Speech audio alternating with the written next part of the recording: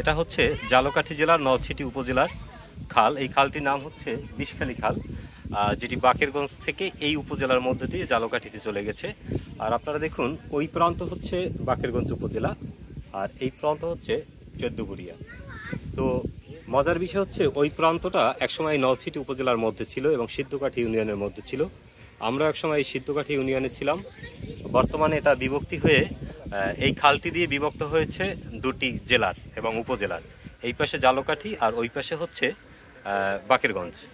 তো বরিশাল এবং ঝালকাঠির যে মাঝখানে যে খালটি, এই খালটি দিয়ে বিভক্ত করেছে। তো এই দুই গ্রামের মানুষের মধ্যে একটা অন্যরকম সেতু বন্ধন রয়েছে। বিশেষ করে এই চৌদ্দগুড়িয়া গ্রামের যারা মানুষ রয়েছে, তারা সকাল বিকাল সন্ধ্যায় বোয়ালিয়া বাজারে উঠে সেখানে চায়ের আড্ডা দেয় এবং সেখানে তারা তাদের যে প্রতিদিনের যে কাজ, দৈনন্দিন যে কাজ, হাট বাজার, সব কিছু কিন্তু বোয়ালিয়া বাজারেই সেরে ফেলে। দুটি উপজেলা, দুটি জেলা এবং দুটি গ্রাম ভিন্ন হলেও এই মানুষের মধ্যে আন্তরিকতা, সম্প্রীতি, ভালোবাসা একই রকমের এবং এটি কিন্তু শত শত বছর ধরে।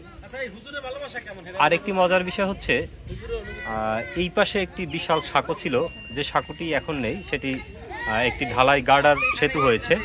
তো সেতু হওয়ার কারণে কিন্তু অনেক বিষয়টি হয়েছে। যাই হোক, আমাদের সাথে এই মুহূর্তে কিন্তু আরও দুজন বিশিষ্ট ব্যক্তি যুক্ত হয়েছেন। একজন হচ্ছে মাই টিভির বাকেরগঞ্জ প্রতিনিধি মিজানুর রহমান, আর একজন হচ্ছে আমাদের সাখাওয়াত ভাই মোহনা টিভির বাকেরগঞ্জ প্রতিনিধি।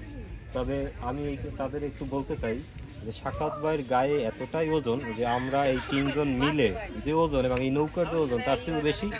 এই কথা আছে না যে পাগলা হাক্কা নারাইস না, সে কিন্তু নৌকা দোলাইতে আছে। আপনারা এটা দর্শক নিষেধ করেন, কারণ যে কোনো মুহূর্তে কিন্তু এটা মানে ডুবে যেতে পারে। তো আমাদের আজকের এই ভিডিওটি, দৃশ্যটি কেমন লাগলো সবাই জানাবেন।